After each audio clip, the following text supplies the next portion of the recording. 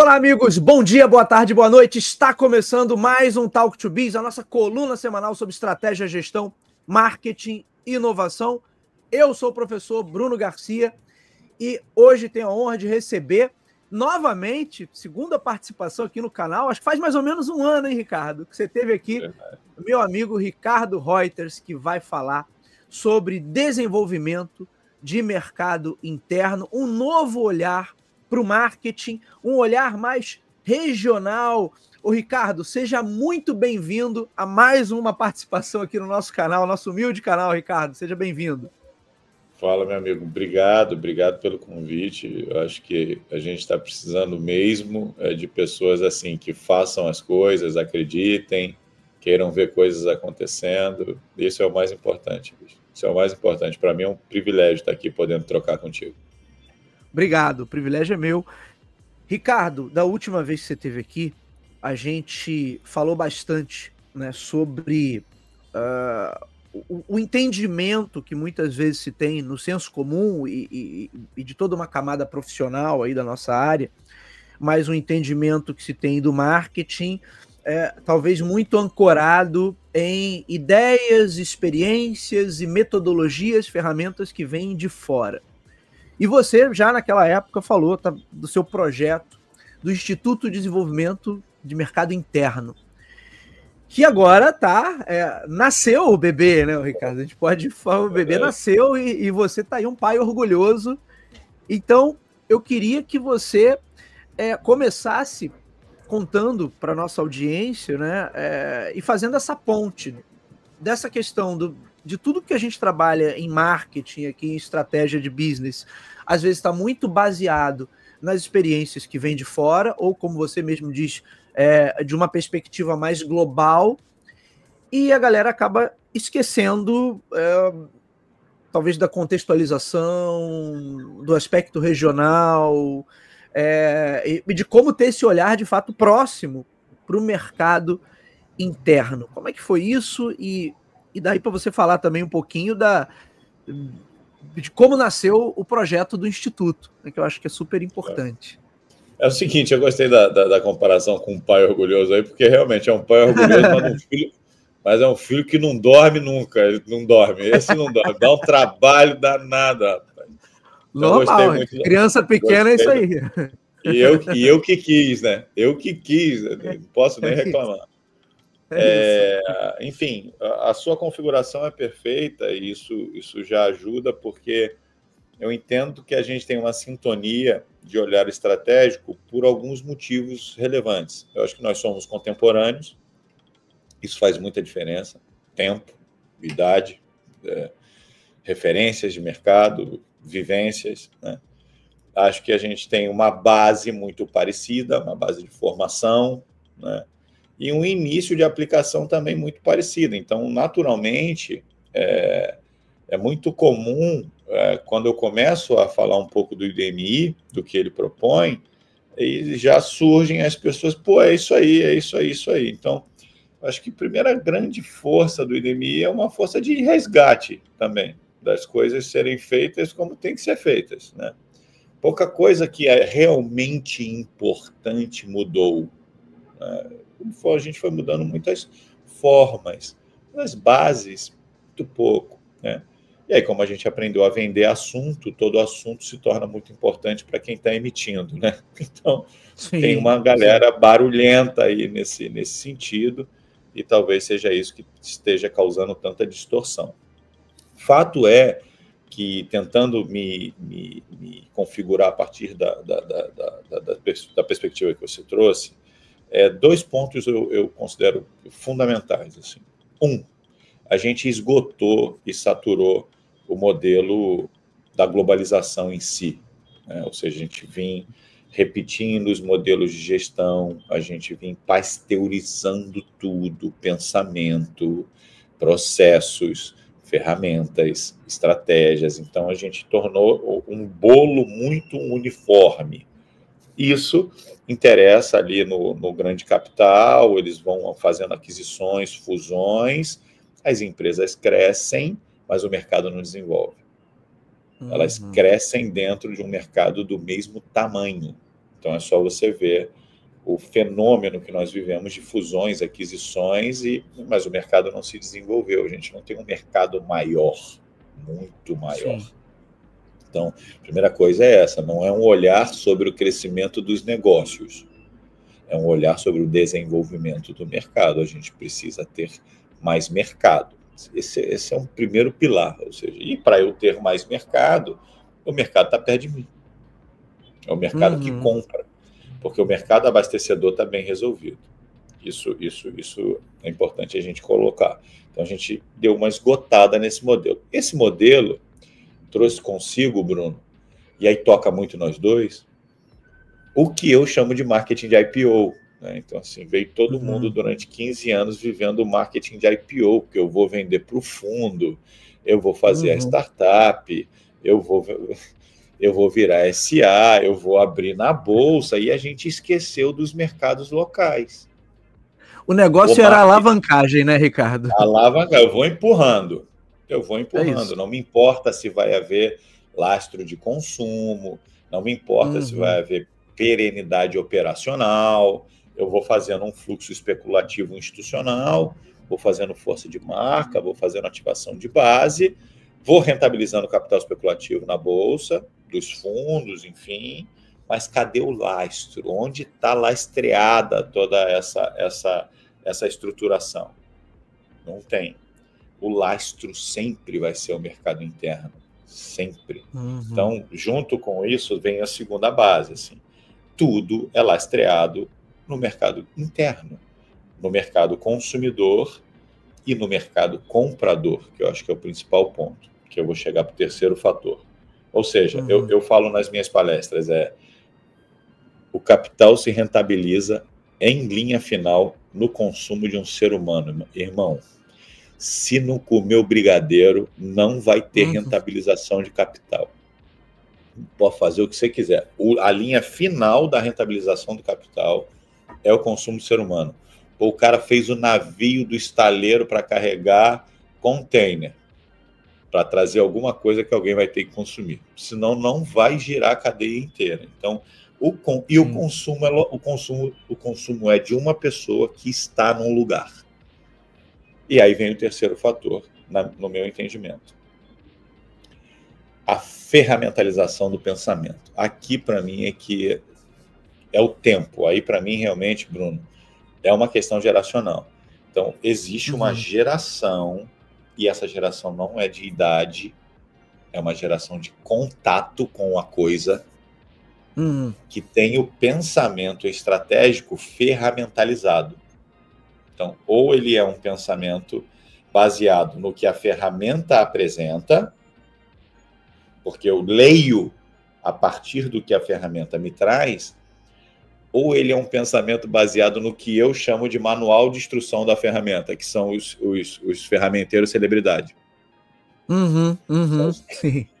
Aí eu vou dizer para ele o que ele deveria pensar sobre aquela ferramenta. E isso foi causando um dano sem tamanho, porque, na verdade, a gente abandonou a visão estratégica. A gente substituiu estratégia por táticas de ação ferramentalizadas. E a estratégia simplesmente se foi, para uma grande parte dos profissionais, e eu acho que o marketing tem um papel fundamental nesse resgate. Então, esse diagnóstico é o que o IDMI considera, e esse diagnóstico traz alguns esvaziamentos e um resultado sintomático, Bruno, muito evidente, que é a disfunção comercial que a gente está vivendo. Existe uma... Então, assim, enquanto era marketing, parecia corporativismo, né? Você entra em guerra com o comercial, marketing comercial não se entendem, mas agora o comercial também já não está conseguindo. Porque o que aconteceu? O excesso de ferramentalização do pensamento, ele desestruturou a cadeia de oferta. E aí, quando eu falei da leitura do consumo, aqui no pilar 2, acima da leitura desse consumo, vem um pilar abandonado, que é o pilar do sell-in, do abastecimento. Porque as ferramentas são de sell-out. Todas as ferramentas são de sell-out. elas são para você vender mais, porque a venda traz ímpeto do usuário, é para eu vender.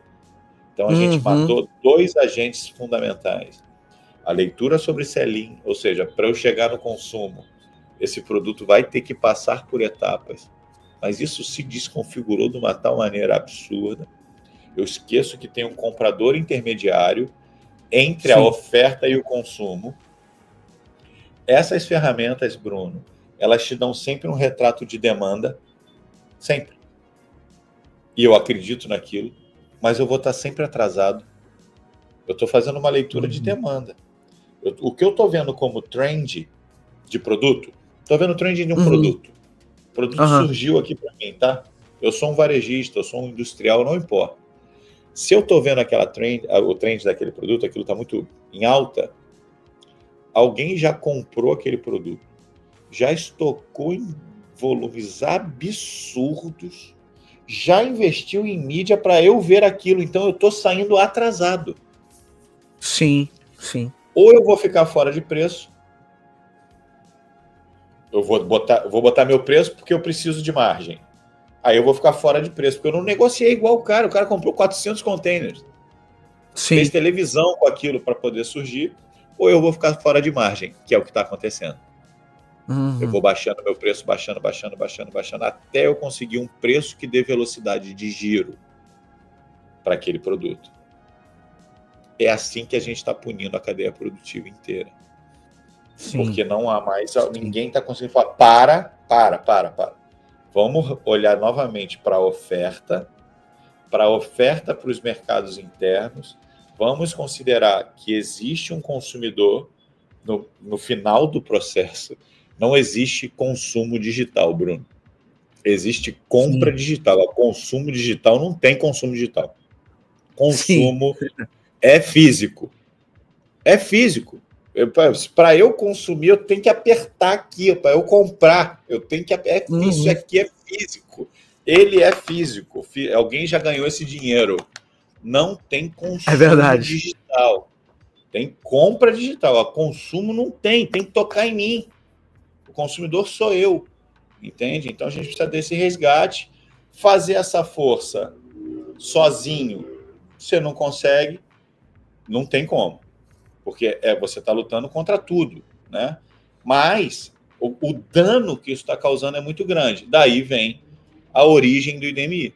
Ou seja, a gente foi adotando estratégias com uma interlocução muito forte entre donos de emissoras, donos de fábricas, varejistas grandes, donos de instituição de ensino, e a gente foi se juntando ali para criar soluções para lidar com isso. Não é nem uma questão de combater, mas é para lidar com... Como é que a gente lida com isso? E aí o resultado, a gente passou 15 anos, essa é a minha experiência como estrategista, né?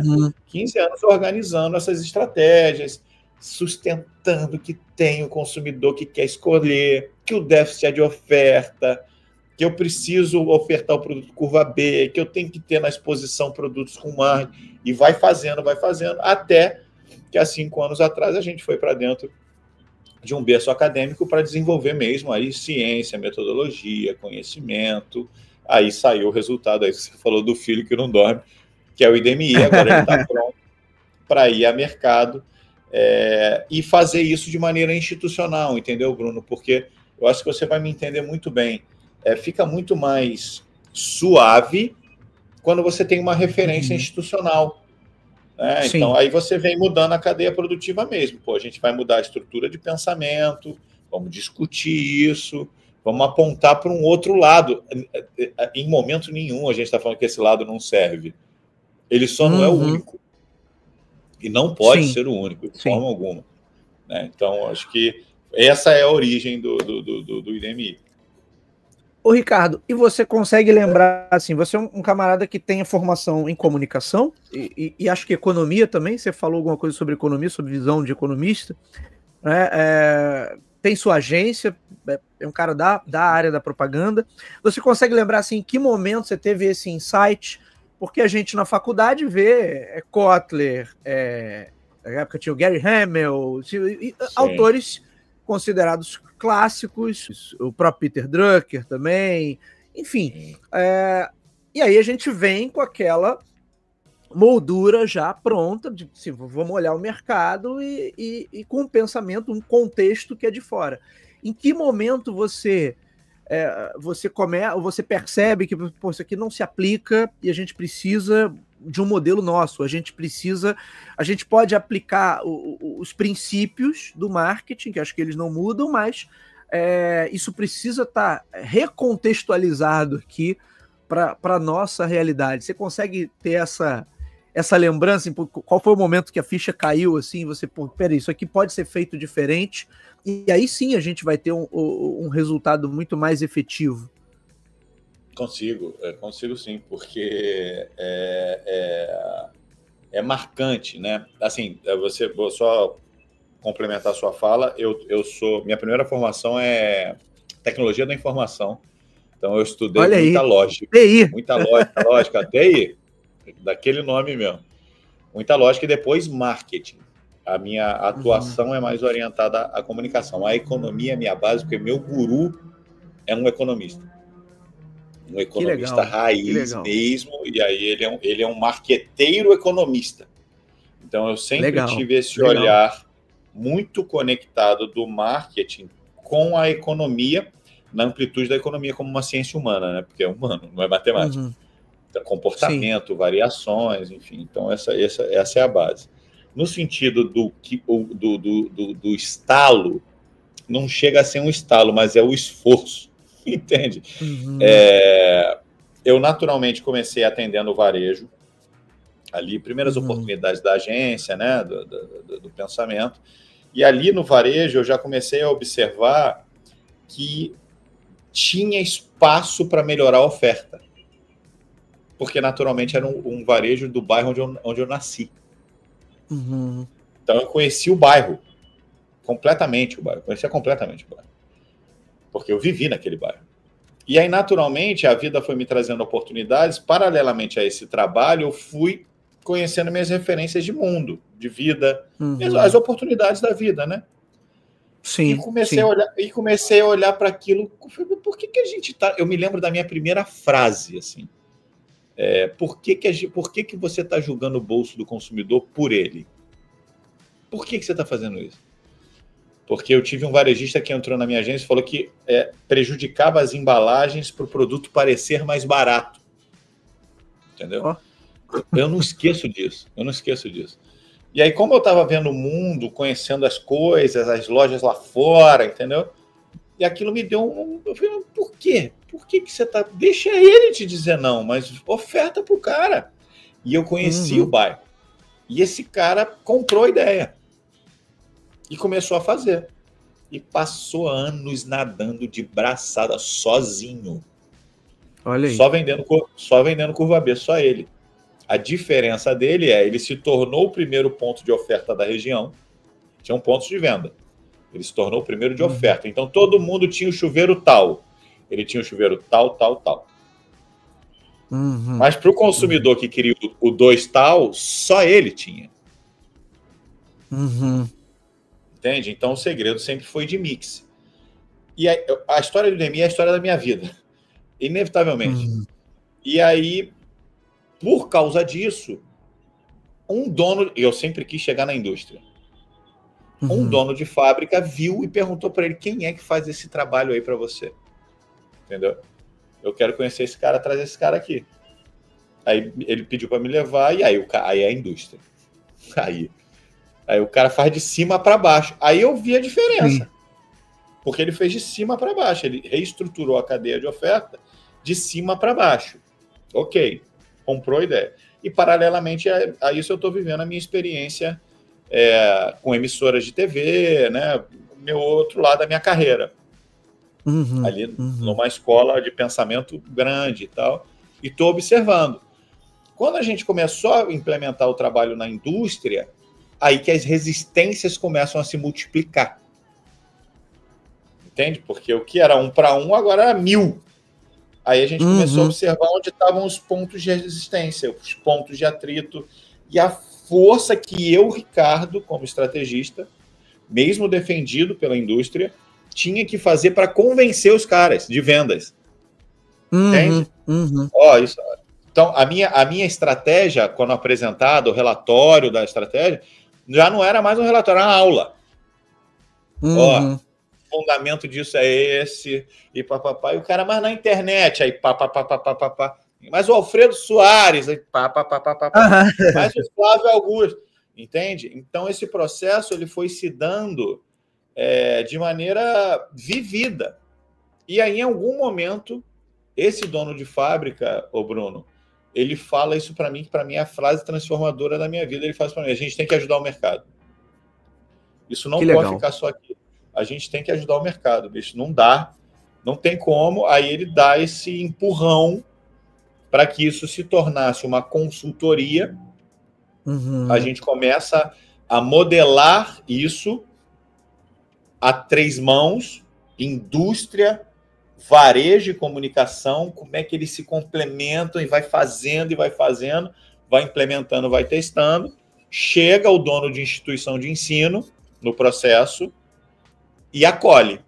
Fala, pô, vamos desenvolver isso, porque isso realmente é muito diferente e vamos fazer. Aí a gente vai acompanhado ali já cientificamente, pela pedagogia, pela administração, multiáreas, aí a gente deixa pronto, aí o instituto fica pronto. Agora a gente vai a mercado via negócio, mas é um negócio que eu fui vivendo, entendeu? Essa pilotagem toda, essa discussão, e cito Kotler, não cito Kotler, onde complementa, onde não complementa. Tanto é que a principal atualização de ciência que a gente faz é o marketing de giro, é um marketing que vai mais lá para a ponta e se reconecta. E é muito importante a linha perpendicular a tudo isso, que são as emissoras. Entende? Porque ao mesmo tempo vem surgindo o fenômeno de ninguém mais estar vendo televisão, que é mentira. Isso não existe. É verdade, é mentira. Mentirada mesmo. Isso não existe de forma alguma. E eu operando TV. Por causa de uma estrutura societária minha que eu tinha e tal, operando TV e tal. E vendo o quanto as coisas estavam se afastando. TV, indústria, varejo, TV, indústria, varejo, TV, indústria, varejo. Entende? Falei, não, sem a TV a gente não consegue fazer macro-regionalmente. A gente não consegue gerar impacto. E aí quem perde nisso tudo, Bruno, são os bairros comerciais, que é de onde eu vim. Eu nasci num bairro comercial. E eu vi esse bairro se drenar, Bruno. Drenar e acabando. Imagino. Porque a relação comércio-crime é direta. O comércio regride, o crime invade. Está desocupada a rua. Então, há degradação, ou seja, a sociedade vai viver pior. Aí é o lado social do IDMI. Social produtivo, nosso social é produtivo, tem que trabalhar, não tem muito isso. Mas o alvo dos bairros comerciais é muito importante, porque a Leroy Merlin não está nem aí, pô. Para ela, tanto faz. Mas o problema é o cara que abastece o bairro. Você consegue entender o que eu estou dizendo? Eu tenho um industrial que quer fechar negócio com a Leroy Merlin, concentrar na Leroy Merlin, acabou. Esse cara olha volume de vendas. O cara que distribui perifericamente, ele é o abastecedor de margem do mercado. Esse industrial, da indústria nacional brasileira. E eu vivo isso, tá? Esse cara não quer comprar o risco aqui na Leroy Merlin, por exemplo, senão pode ter uma inadimplência que prejudica o negócio dele. E ele tem uma visão de volume de vendas e volume de vidas impactadas, quando ele abastece um bairro de produto. Só quem consegue dar contorno a tudo isso é uma emissora regional. Então, a gente sempre pensou da macro-regionalização ao macro ponto de oferta, que é um bairro comercial. Que aí é o que está no outro livro, que é meu livro, que é Entre a Massa e o Nicho. É aqui que está o segredo, entre a massa e o nicho. A massa, Bruno, é da Unilever. Tem conversa. É da BR Foods. É da Coca-Cola. Massa, abastecimento de massa é de quem está na televisão. Nacional. É isso. Nacional. Nicho é a internet. O negócio está entre a massa e o nicho. Entre a massa e o nicho que está o desenvolvimento de mercado, o produto curva B, que é o produto de escolha, que encontra o consumidor. Está o representante comercial, que o Brasil tem mais de 70 mil representantes comerciais, que fazem as vendas B2B acontecerem. E esse cara que a gente tem que falar com ele, o marketing não considera. O Kotler não sabe que esse cara existe. É verdade. Entende o que eu estou dizendo? Sabe? Então, ele é uma virada de chave, mas não é um rompante. É uma construção, sabe? Eu fui Uhum. vivendo, tendo oportunidades magníficas, encontrando pessoas extremamente generosas que se abriram para permitir essa discussão. Dono de emissora, dono de fábrica, dono de loja, dono de faculdade, todo mundo muito disponível, sabe? A gente isso tem que ser feito, isso tem que ser feito, isso tem que ser feito. E você deve imaginar a quantidade de atritos, né? De confrontos que uma construção dessa traz, Imagina. né? Porque é contra a maré, de alguma forma, né? E leva tempo, né? Leva Sim, muito tempo. sempre que é contra o que está estabelecido, né? Isso que eu queria te perguntar. Você acredita que você falou da resistência, né? À medida que você apresentava as ideias, tinha que dar uma aula ali, tinha que explicar às pessoas. Na tua visão, é resultado desse processo aí que você citou antes, de atrofia da visão estratégica? É algo que é fruto do momento, só por um momento as pessoas estão muito impactadas ou influenciadas por esses recortes que elas pegam na internet, é o fulano, é o beltrano, mas ninguém vai olhar aquilo ali a fundo e entender, de fato. O camarada acha que, sei lá, eu gravo um vídeo de 10 minutos falando sobre inovação. O camarada assistiu aquele vídeo e diz, já entendi tudo sobre inovação aqui e já está tudo certo, não precisa de mais nada. Isso é uma coisa passageira ou é um problema mais grave, assim, que a gente atrofiou algumas capacidades entre o nosso ciclo profissional, a gente precisa agora de vamos colocar aí, de uma fisioterapia para o camarada aí reconstruindo isso aos poucos, o Ricardo? Esse teu ponto ele é fantástico, Bruno. Fantástico. Vou te falar o que me trouxe aqui, o que você me disse. Primeiro, assim, eu estou há 15 anos implementando tudo que o IDMI vai ensinar, vai ajudar a fazer. Eu tenho 15 anos que eu faço. 5 anos eu estou escrevendo, eu escrevi cada linha do IDMI. Eu tenho um escritório só com papel guardado. E eu ainda não entendi tudo. Eu não descobri tudo. Falta coisa, entende? Então, realmente, o cara que em 10 minutos resolve, eu sou muito incompetente. Eu vou te falar um negócio. Porra, né? Porque é uma loucura, né? Uma loucura. Porque a gente está esquecendo, que aí para eu dar a resposta para você, a gente está esquecendo, ô Bruno, a questão das relações humanas. O grande ponto é esse. A pasteurização é o grande dano. Eu tenho um amigo que falou que eu tenho que falar isso no TED, eu ainda tenho que tentar conseguir um espacinho para falar. A pasteurização do comportamento, pensamento e a ferramentalização da execução. Então ficou desumano. Toda vez que esses caras estão falando, preste atenção em mim, Bruno, toda vez que eles estão falando, eles desconsideram a variável humana.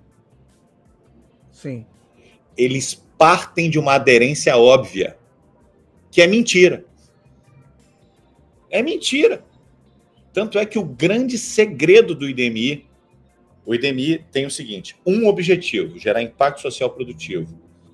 A gente criou um dispositivo para permitir isso, a responsabilidade funcional, ou seja, o canal abastecedor tem que cuidar de quem compra dele no B2B. E a gente tem um mecanismo que torna isso possível. Só tem um jeito de fazer, Bruno. Reintegração setorial. Se eu não colocar os setores para discutirem num mesmo objetivo, não tem como. E o objetivo é desenvolver mercado interno, gerar mais vendas, ampliar a presença do curva B, ou seja, também isso precisa atender os interesses coletivos. Olha a trabalheira que é, entende? Para a gente poder discutir juntos sobre a mesma coisa. Então, quando esses caras estão falando, eles consideram que está todo mundo concordando. Sim. Não está todo mundo concordando, é mentira. Eles criam uma realidade, aí dentro da realidade que ele criou de contexto, está tudo funcionando. O problema é quando tu vem aqui fora, que é a questão humana. É a questão humana, é o trabalho. Aí é o trabalho. O que eu falei para você, que dá trabalho, é o trabalho. Eu tive um dono de fábrica que falou, meu irmão, incrível, trabalho fantástico, margem lá em cima, mas meus caras não estão acreditando mais. Se vira, vai lá e faz eles acreditarem, porque eu não tenho como fazer essa força. Ou seja, Aos interesses dele, estava perfeito. Controle de percepção da marca, presença física do curva B, margem lá em cima, mas os caras de venda não estavam acreditando, porque são eles que estão lá na ponta. Então, para eu te responder, eu acho que é um fenômeno, o Bruno, antropológico, assim. Enquanto a diferença está fazendo barulho, o padrão se cala. E aí eu acho que se calou por muito tempo. E é uma transição geracional. Eu estou vivendo minha vida, tu está vivendo tua vida. Não deu tempo de combater os caras, porque isso virou a vida dos caras. E aí a plataforma digital permitiu isso ganhar alcance. Eu escutei o Boni falar uma coisa que para mim... Eu não conheço um cérebro superior, não conheço. Mas essa frase me bateu. Ele falou, o maior problema que tem é que a informação não tem mais um responsável. Eu falei, cara, com certeza. Olha o que esse cara falou. Olha o que esse cara falou, meu irmão. Pô, pode parar para fazer um grupo de estudo, eu, tu e mais 30, para estudar a frase. O problema é que a informação não tem mais um responsável. Esse é o ponto. Então, realmente a gente só precisa falar também. Mas a gente não acredita nessa linguagem, então é muito difícil.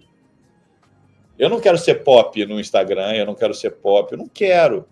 Eu fiz um instituto, se precisar eu vou fazer, eu vou disponibilizar tudo que eu tiver para poder fazer isso, mas por isso que eu fiz um instituto.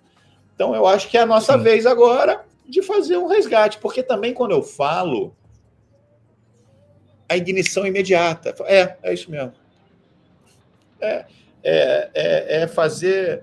a gente só precisa encontrar as pessoas e aumentar o alcance disso. E aí é onde está o desafio da vez do IDMI. Porque quando tem contato com a pessoa, acaba. Quando eu falo para o dono da fábrica que eu vou qualificar a equipe dele desse jeito, foi. Quando eu falo para o dono da emissora, vou treinar teu time comercial para integrar aqui com a indústria e apontar para o varejo e mostrar de que forma a comunicação amplia a presença dos produtos curva B e tem um impacto no giro. Entende? Então, eu acho que foi um tempo, um fenômeno que causou muito dano e um dano assustador, porque eu não consigo compreender como é que o cara não entende que o Mercado Livre vai para a televisão, não sai da televisão, adquire o consumidor na televisão, na televisão, fala para o lojista que ninguém mais vê televisão e não tem mais loja, que agora é tudo nele, e o lojista vai lá e dá o estoque para ele. Sim. O estoque é o maior. E se duvidar, ainda anuncia dentro do Mercado Livre também. Anuncia, ele dá boost no anúncio. Ele dá boost. Se ele não apertar um botão, o mercado. Se ele não apertar um botão, Bruno, o Mercado Livre é autorizado a derrubar o preço dele. Olha aí. Então, doideira. O mercado interno financiou o dano que o digital tá causando. Só que saturou também, porque não tem como fazer mais estrada só. Você imagina todos os produtos indo às pessoas, não tem mais... Tu já viu as Fiorino pela rua? Já. Lotada de produto? Já. Se a Guarda Municipal quiser parar as Fiorino, já acabou o digital. Então, assim, tem um limite também. E tem um impacto, um dano no capital produtivo, um dano no capital imobiliário, um dano na gestão social. Então, a grande questão é realmente a gente fazer esse resgate, falar e pondo em questão. O que a gente está fazendo aqui é fundamental, cara. Porque essa discussão não tem. Não tem, só tem como o cara ficou rico, como ele está falando para eu ficar rico. Fala, mas... E de trabalho a gente não fala mais? Por isso que o nosso lance é impacto social produtivo. Assim, a bandeira do IDMI é produtividade. A gente precisa ampliar a nossa capacidade produtiva. A gente tem um convênio com o Instituto Suassuna, que é do Danilo Suassuna, um psicólogo de Goiânia. E a gente tem um convênio porque para cuidar da saúde mental das pessoas, inclusive mostrando o quanto produtividade é cura. Entende? Porque o ser produtivo, ele fica bem. Entende? Então, o que eu estou fazendo? Eu prometo para o cara que ele vai transformar o intransformável, ele não consegue, vem aqui para baixo no tédio, deprimido e tal. Até isso, entendeu? Então, quando eu falo desenvolvimento de mercado interno, é uma coisa muito ampla, bicho. Muito ampla, muito ampla. Que envolve pega desenvolvimento social, humano. Né? Pega desenvolvimento social, humano também. Tem uma pessoa fundamental nesse processo que chama Cláudia, e ela sempre foi, assim, a lente, sabe, pela qual eu observo o impacto ampliado disso. E ela sempre falou, Ricardo, pessoas, negócios e territórios. Pessoas, negócios e territórios. As três, sempre os três. Não separa. Pessoas, negócios e territórios. É porque os negócios, Bruno, são um meio produtivo. E eles ficam de fora. Sim. Porque eles não estão no radar de ninguém. O bairro, ele é um grande mercado comprador. Entende? Só que somado. Eu tenho que somar. Eu só vou conseguir enxergar isso medindo sellout, porque aí eu vou medir ICMS. Entendeu? Eu vou medir ICMS. Mas aí eu já vou ver o resultado filtrado da coisa. Eu preciso olhar para o selim, mapear a capacidade de selim e estimular a oferta nessas regiões. Aí está o mercado. Sim. Aí está o mercado. Sim. Ô Ricardo, para a gente já caminhar para o encerramento, eu acho que o que você traz dessa tua visão e da visão do Instituto tem a ver com acho que uma discussão maior até que se tem hoje, que é muito em relação, vamos colocar assim, a plataformização da economia.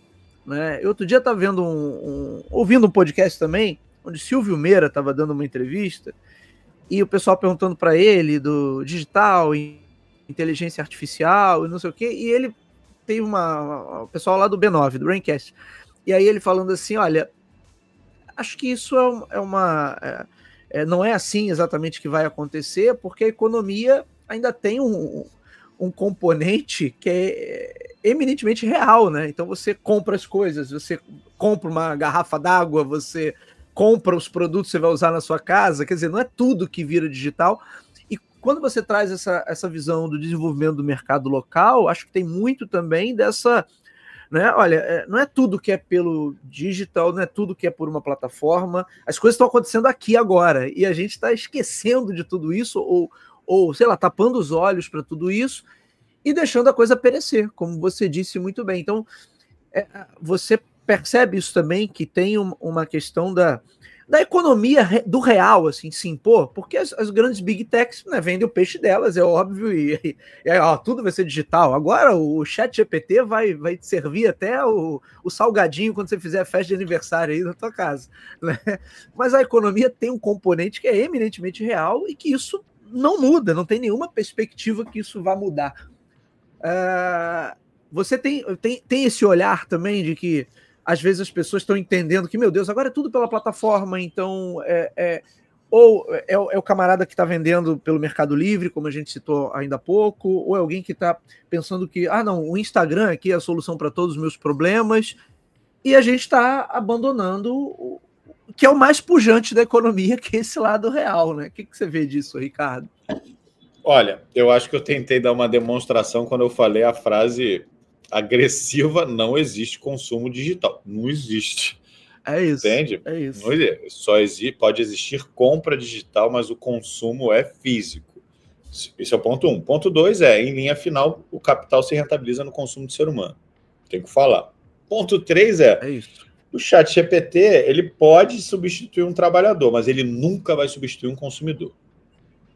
Nunca. Ele não come pizza, ele não vai ao cinema, ele não estaciona o carro.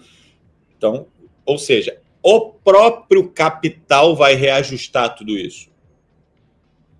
Porque senão ele vai parar de se rentabilizar. Não tem o que falar. Sem cadeia de consumo não há rentabilização de capital. A questão é que a gente está chegando na saturação da especulação das big techs, que é o que eu estava falando. O mercado está saturado. Lá no começo eu falei Mas aqui mais aplicado. Sim. A tua pergunta permite eu tornar mais tangível. A gente está chegando nesse limite e a gente precisa desenvolver mercado interno, desenvolver mercado consumidor. Eu preciso desenvolver mercado consumidor. Por isso que a responsabilidade funcional é tão importante. Eu preciso inserir pessoas na cadeia produtiva, porque senão eu também não reequilibro a balança previdenciária. Vou explicar o nó logístico que isso é.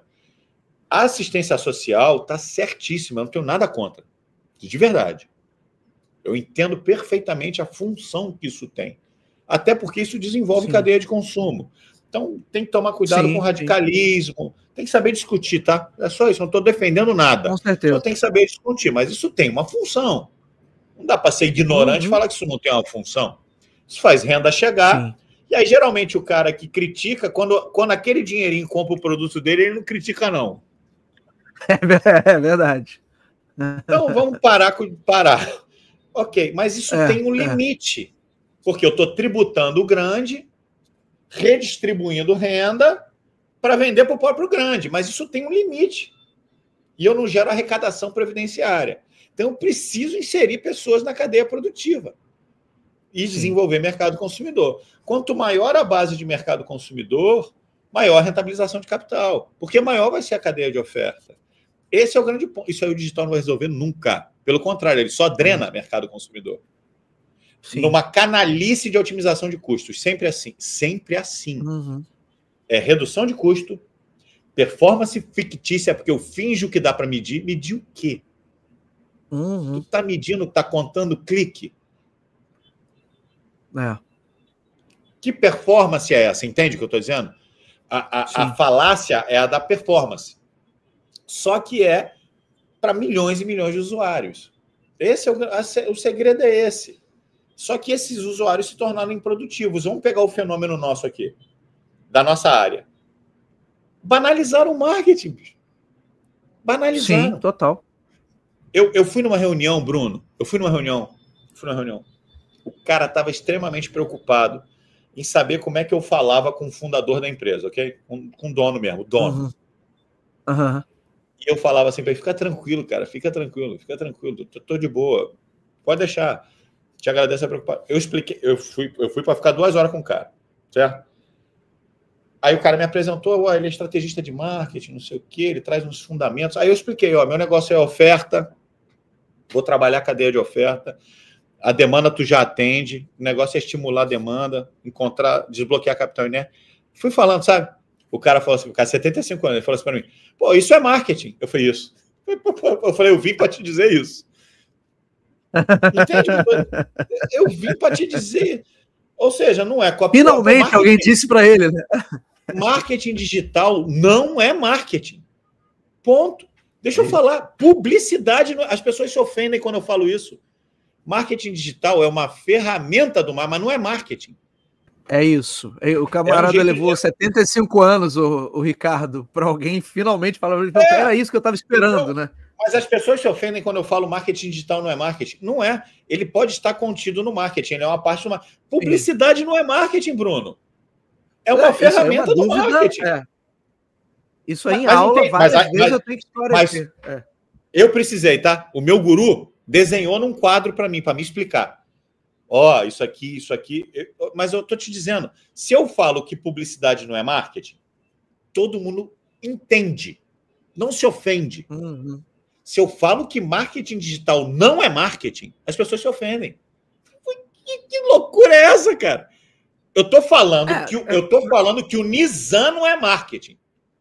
Ele está no marketing, ele é comunicação, isso que ninguém vai fazer nem perto do cara.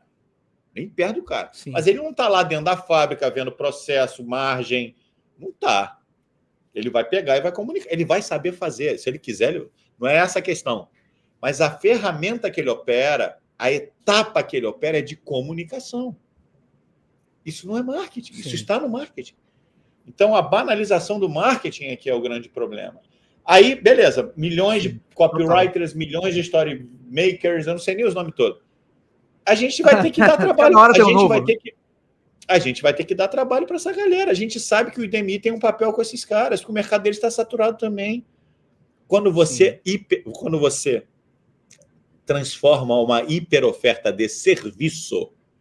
Outra coisa, o déficit é de oferta, Bruno, nunca vai ter nada, nunca vai ter tudo para todo mundo, é impossível. Não tem como. Senão não rentabiliza o capital. Quando você faz hiperoferta de serviço, o preço cai, mas serviço é caro. Eles têm um nó logístico também. Só que esses caras têm um papel fundamental na sociedade. Eles fazem... Para mim, eu estou na dúvida se meu livro vai chamar Entre a Massa e o Nicho ou Revolução Produtiva. Eu estou querendo ir para o Revolução Produtiva. Eu acho que a gente vai viver uma janela de revolução produtiva, bicho. Isso passa pelo marketing. Porque tem uma coisa, quando é marketing, eu, você, quem for, não é uma questão de idade, é uma questão de postura, de leitura. O dono escuta. O capital escuta o marketing. E aí isso traz uma responsabilidade. O cara de marketing tem uma responsabilidade com o desenvolvimento da economia do país.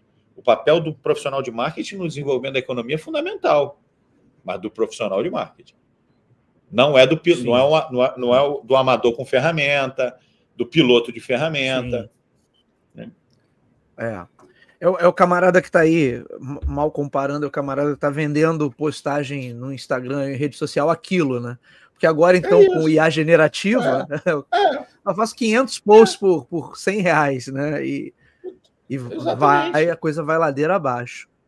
É uma pena. É assustador. Mas é apavorante. Apavorante. Porque, para mim, só tem um sintoma que torna tudo possível: a disfunção comercial. Isso chegou nas vendas. E venda é termômetro, bicho. Aí, quando começa na venda, opa. O capital pode se retrair e tal, mas não pode. O capital inerte é desfavorável ao capital. A inércia é contra o capital produtivo. Ele precisa circular. Então, o IDMI vem para isso aí. Porque eu tenho um alcance limitado. O IDMI a gente vem para abrir as unidades, as escolas do IDMI, enfim, para poder... A gente tem muito capital inerte no Brasil. Economia gigante. Sim. Legal. Gigante, né? Meu amigo Ricardo. Desculpa. Eu lembro sempre do terra que se plantando. Eu gosto do terra que se plantando tudo dá. Eu acho maravilhoso. É isso. Eu acho maravilhoso. Quer dizer, tem um potencial aí de bilhões e bilhões que tá sem movimentação. Trilhões, olha aí. Trilhões. Para ser movimentado, né?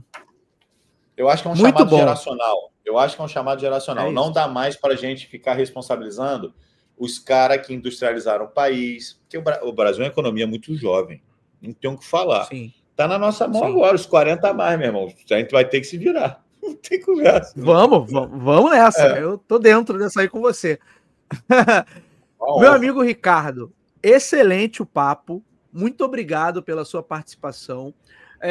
Quero que você deixe aí as suas credenciais digitais para a galera que quiser acompanhar o teu trabalho, quiser acompanhar mais sobre o Instituto.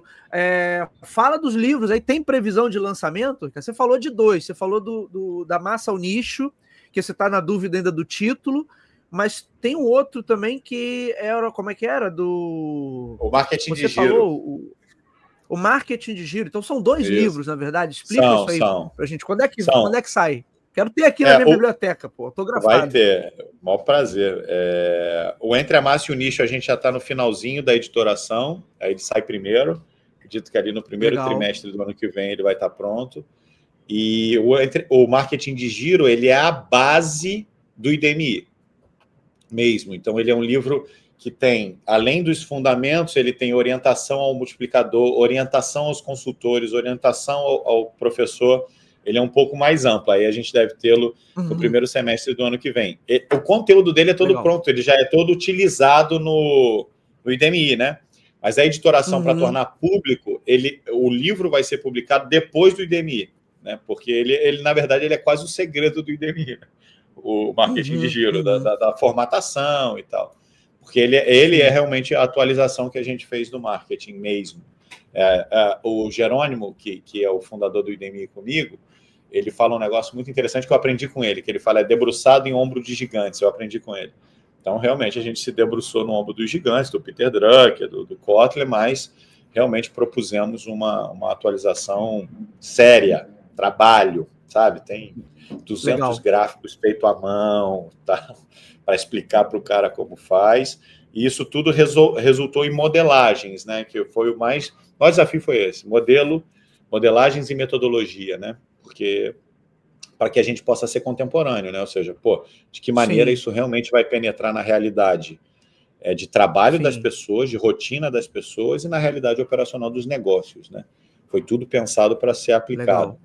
A gente fez do mercado para o mercado mesmo.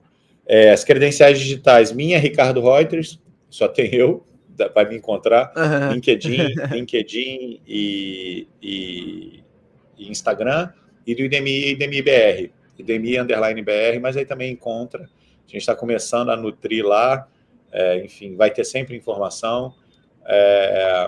Como é uma coisa muito próxima do autor, né, do pensamento, cada videozinho acaba propondo uma reflexão. Acho que vale muito a pena os profissionais de marketing terem contato, ou de gestão, de comunicação, porque se parar, prestar atenção e refletir um pouquinho, já começa a aprender. A gente, toda a parte de conteúdo, a minha e do IDMI se fundem, né? Aqui na minha eu ainda vou colocar umas reflexões, como eu cheguei naquelas conclusões, enfim. Mas a gente entende que o conteúdo do IDMI já presta um serviço. A gente faz todo o conteúdo do IDMI já com uma ideia de prestar um serviço, assim, para quem tiver contato com aquilo, que possa usar. A gente se baseou no seguinte: se o professor pegar um vídeo, apresentar numa aula, ele tem uma aula de discussão só com aquele vídeo de 1 minuto, dá para ele discutir bem. Professor convencional, né? Não do IDMI, nas faculdades de marketing, administração, pega lá, apresenta. Qual o papel das emissoras regionais? Vamos discutir isso aqui, vai desdobrar e já vai contribuir para o pensamento. É isso, meu amigo. Muito legal. Muito bom. Ricardo, te agradeço demais pela sua participação aqui no nosso canal, pela sua disponibilidade, sempre é uma honra. A casa está aberta, volte quando quiser. Que você é sempre muito bem-vindo aqui, a gente tem uma sintonia muito boa de ideias. Voltarei. E a gente conta com você no IDMI, porque a gente está recrutando gente aí para estar com a gente, fortalecendo, defendendo, ampliando o alcance e estar com a gente nisso, tá, meu? Pode ter certeza que eu vou atuar aí junto com você, seria um evangelizador, aí eu vou propagar, levar essa boa palavra, Ricardo. Bem por aí. Tá bom? Pelos mercados que a gente tem. Obrigado, Ricardo, e agradeço a você que está nos ouvindo ou está nos assistindo. O Talk to Biz, já sabe, está disponível nas principais plataformas de podcast e também no YouTube. Nós voltamos na semana que vem. Um abraço a todos. Até lá. Valeu!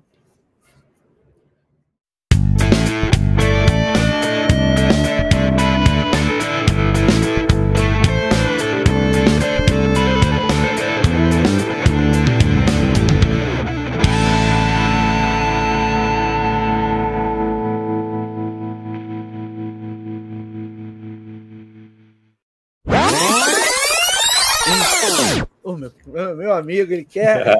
ganhei o tchau especial. Aí, tchau, tio. Tchau, meu amigo. Tio Ricardo. Quantos anos você tem? 41. 40 quê? 41. 41. Ah, tá. Deixa o papai terminar aqui, que eu já tô... Já tem a veia de entrevistador. Ele gosta, às vezes eu gravo aqui com ele, a gente faz uns vídeos, a gente faz umas coisas junto aqui, já tô ensinando para ele já, o Ricardo.